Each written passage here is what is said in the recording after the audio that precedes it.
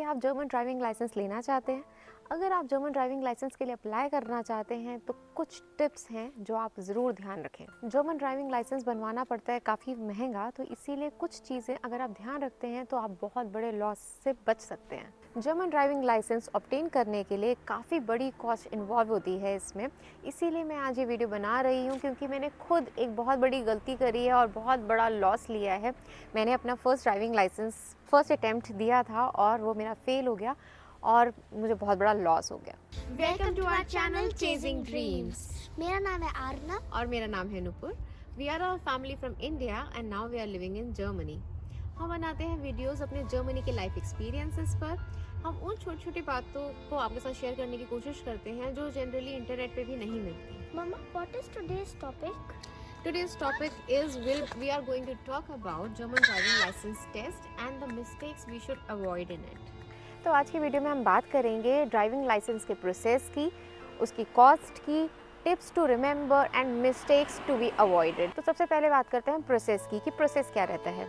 तो पहले हम जाते हैं फारशूले, जो यहाँ पे ड्राइविंग स्कूल होता है। आपको वहाँ जाके अपने आप को रजिस्टर करना होता है क्योंकि यहाँ एक कंडीशन है कि आप जो ये ड्राइविंग लाइसेंस अथॉरिटी है वो आपसे मांगती है कि यू शुड बी रजिस्टर्ड। आपका रजिस्ट्रेशन होना चाहिए एक ड्राइविंग स्कूल के साथ। तो आपके रजिस्ट्रेशन के बाद आप एक फॉर्म लेते हैं। जनरली आपको ड्राइविंग स्कूल जो है वो भी फॉर्म दे देता है, या आप ऑनलाइन अपना डाउनलोड भी कर सकते हैं। आपको वो फॉर्म फिल करके ड्राइविंग लाइसेंस अथॉरिटी को भेजना होता है अलॉन्ग विद सम डॉक्यूमेंट्स।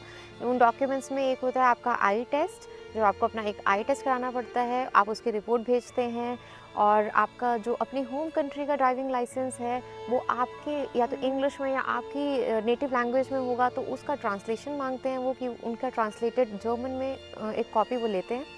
तो लिस्ट ऑफ डॉक्यूमेंट्स आपको स्क्रीन पे मिल जाएंगे। ये लिस्ट ऑफ डॉक्यूमेंट्स लेकर आपको फॉर्म के साथ फिल करके भेजना होता है ड्राइविंग लाइसेंस अथॉरिटी को। तो एक बार जब आप रजिस्टर हो गए तो आप अपने स्कूल जाते हैं। आपको एक ऐप मिलती है, लर्निंग ऐप है। अगर तो आपके पास ड्राइविंग का एक्सपीरियंस है, आपको थियोरी क्लासेस की ज़रूरत नहीं है, तो आप सीधा ऐप से पढ़ सकते हैं। मैंने भी ऐसे ही किया था। ऐप में सारे क्वेश्चंस होते हैं और बहुत अच्छी ऐप थी। उसमें आपके पास वीडियोस भी थे, तो आप उस ऐप से पढ़ सकते हैं। अगर आपने पहले कभी ड्राइविंग नहीं की है तो आप थियोरी क्लासेस भी ले सकते हैं जिनकी कॉस्ट अलग होती है। तो आप उस ऐप में पढ़ते रहते हैं। उसमें अप्रॉक्सीमेटली 1200 क्वेश्चंस हैं। टेस्ट में सिर्फ 30 आते हैं। तो जब आप अपना वो कर रहे होते हैं तो उसमें आपकी प्रोग्रेस बार भी आता रहता है कि आपने कितने क्वेश्चंस कर लिए हैं। जब आपकी तैयारी 80% हो जाती है, जब प्रोग्रेस बार में 80% आ जाता है, तो आप अपने ड्राइविंग स्कूल जाते हैं, उनको दिखाते हैं, now you are almost ready for your theory exam. तो आप उनसे कहते हैं कि अब आप मेरी एक थियोरी टेस्ट की डेट बुक कर दीजिए। तो जो ड्राइविंग स्कूल वाले हैं वो आपके बिहाफ पे टुफ में आपके लिए एक थियोरी एग्ज़ाम की डेट बुक कर देते हैं। फिर आप जाते हैं, अपने थियोरी का एग्ज़ाम देते हैं, और जब आपका थियोरी एग्ज़ाम क्लियर हो जाता है तो आप अपना सर्टिफिकेट ले जा करके अपने ड्राइविंग स्कूल को देते हैं। तब वो आपकी प्रैक्टिकल क्लासेस स्टार्ट करते हैं। आप रजिस्टर कर सकते हैं अपनी प्रैक्टिकल क्लासेस के लिए। प्रैक्टिकल क्लासेस लेना यहाँ मस्ट टू हैव है क्योंकि यहाँ पे फ़ाइन्स बहुत हेफ्टी हैं। अगर आप कोई भी अपना रूल तोड़ देते हैं यहाँ पे ड्राइविंग रूल, तो आपको काफ़ी हेफ्टी फ़ाइन पे करना पड़ता है। तो रिकमेंडेशन तो यही रहेगी कि आप प्रैक्टिकल क्लासेस लें। अब वो आपकी ड्राइविंग कैपेबिलिटी पे है कि आपको कितनी क्लासेस मतलब कितनी लगेंगी। जब आप रजिस्टर करते हैं, आपको एक इंस्ट्रक्टर मिलता है, तो आप 1-2 क्लासेस के बाद आपको पता चलता है आपको कितनी क्लासेस और चाहिए। आपका जो इंस्ट्रक्टर है वो आपको बताएगा कि आपको कितनी क्लासेस और चाहिए। तो वंस यू आर रेडी, जब आपके इंस्ट्रक्टर को लगता है कि अब आप एग्ज़ाम के लिए रेडी हैं, वो आपकी एक प्रैक्टिकल डेट अगेन बुक करते हैं टुफ के साथ। जब वो आपको सिखा रहे होते हैं तो यहाँ बहुत तरह के रोड्स हैं, जैसे कि 30 जोन में क्या रूल्स हैं, आप हाईवे पे जा रहे हैं, ऑटोबान पे जा रहे हैं तो क्या रूल्स हैं। और कुछ चीज़ें तो मुझे बहुत डिफरेंट लगी जो मैं कभी इंडिया में मैंने नहीं चलाया था, तो मेरे लिए काफ़ी न्यू थी। तो वो जब आपको देखते हैं कि आप रेडी हो तो वो आपकी डेट फिक्स करते हैं। तो प्रैक्टिकल एग्ज़ाम वाले दिन आपका इंस्ट्रक्टर भी आपके साथ बैठा होता है और जो एग्ज़ामिनर है वो भी होता है, और आपको बहुत ध्यान से गाड़ी चलानी होती है। बहुत सारे रूल्स का ध्यान रखना होता है। यहाँ पे एक राइट बिफोर लेफ़्ट रूल बहुत इंपॉर्टेंट है, जिसके बारे में आगे आपको बताऊँगी कि हमें क्या ध्यान रखना है, क्योंकि इसी छोटी गलती की वजह से मैंने अपना ड्राइविंग लाइसेंस टेस्ट फेल कर दिया। आपको लग रहा हो कि बहुत शॉर्ट में, बहुत ब्रीफली मैं आपको ये बता रही हूँ, क्योंकि ये आज का मेन टॉपिक नहीं है।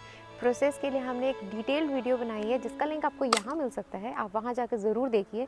आज का जो मेन टॉपिक है वो है कि मेरी जो गलती हुई और जिसकी वजह से मैंने अपना ड्राइविंग लाइसेंस टेस्ट फेल कर दिया। तो ये तो हुई प्रोसेस की बात। अब आइए समझते हैं कि कॉस्ट कितनी पड़ती है।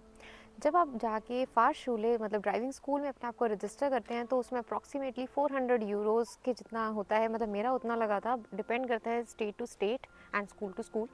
तो 400 हो गई रजिस्ट्रेशन फ़ी। फिर आप जो ऐप लेते हैं उसकी एक फ़ी होती है जो लर्निंग ऐप थी। फिर आप जहाँ जो लाइसेंस अथॉरिटी है, जब आपने फॉर्म भेजा था उसके बाद वहाँ पे भी आपको एक फ़ी पे करनी होती है। प्लस जब आप थियरी टेस्ट देते हैं, थियरी टेस्ट की एक फ़ी आपको पे करनी होती है।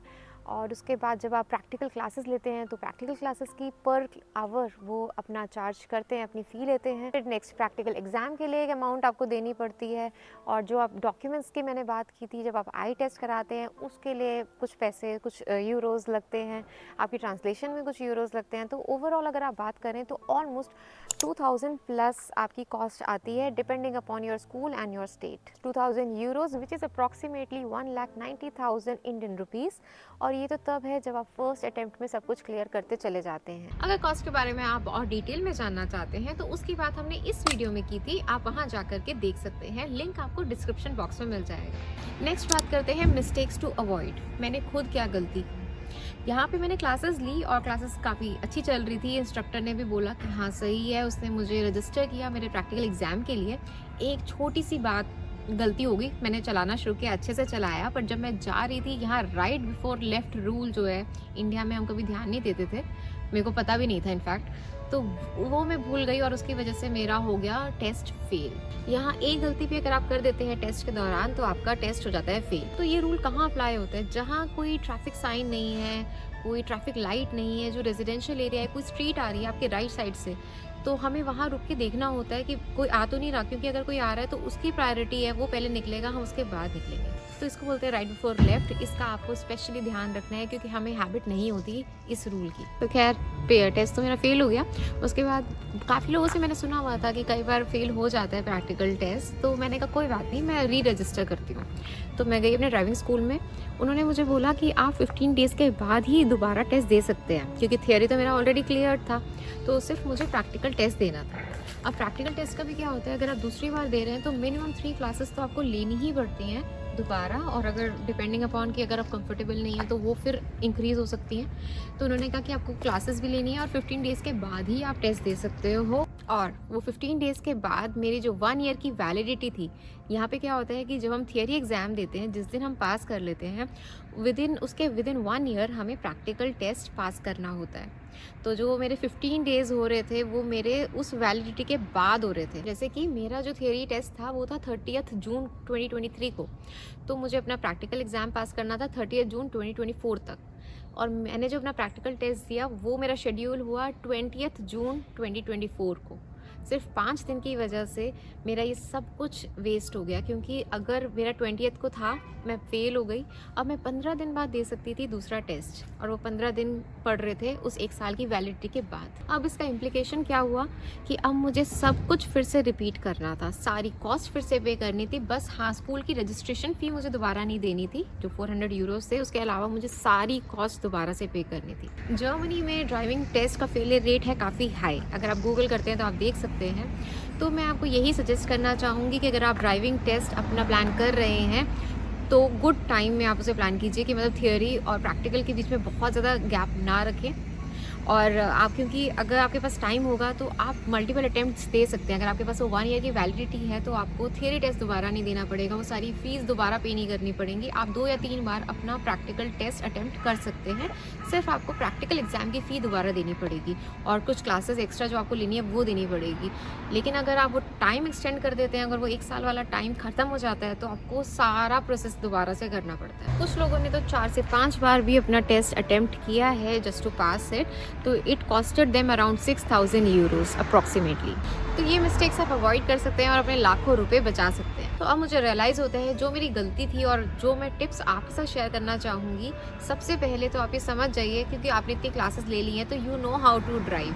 Just relax yourself. कहीं ना नर्वसनेस होती है, मुझे भी हो रही थी कि इतना पैसा इन्वॉल्व है कि मैं फेल ना हो जाऊँ। तो पहले आप रिलैक्स हो जाइए।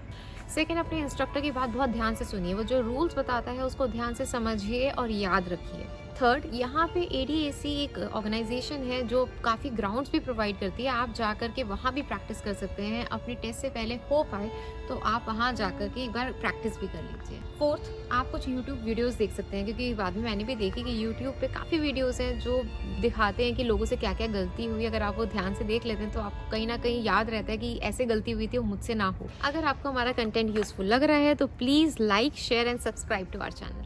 और एग्ज़ाम से पहले जनरली जो आपका इंस्ट्रक्टर है वो आपको उसी रूट पे ले जाता है जहाँ पे 99% आपका एग्जामिनर भी लेके जाएगा, क्योंकि जब टेस्ट होता है तो आपका इंस्ट्रक्टर आपके साथ बैठा होता है, एग्जामिनर पीछे होता है, इंस्ट्रक्टर साथ बैठा होता है, तो उनको पता होता है जनरली कि एग्जामिनर कौन से रूट पे जाएगा। तो आप उस रूट पे ध्यान से जाइए, साइंस वगैरह थोड़ा ध्यान से देखिए, दिमाग में रखिए, क्योंकि एग्जामिनर भी मोस्ट प्रॉब्ली उसी रूट पर लेकर आने वाला है। आई होप आपको आज की वीडियो अच्छी लगी हो। अगर आप ड्राइविंग टेस्ट देने वाले हैं तो ऑल द बेस्ट। अगर आप ड्राइविंग टेस्ट दे चुके हैं और आपके कोई एक्सपीरियंसेस हैं तो वो भी आप हमारे साथ शेयर कर सकते हैं कमेंट बॉक्स में। मिलते हैं आपसे नेक्स्ट वीडियो में किसी नए टॉपिक के साथ। तब तक के लिए बाय बाय।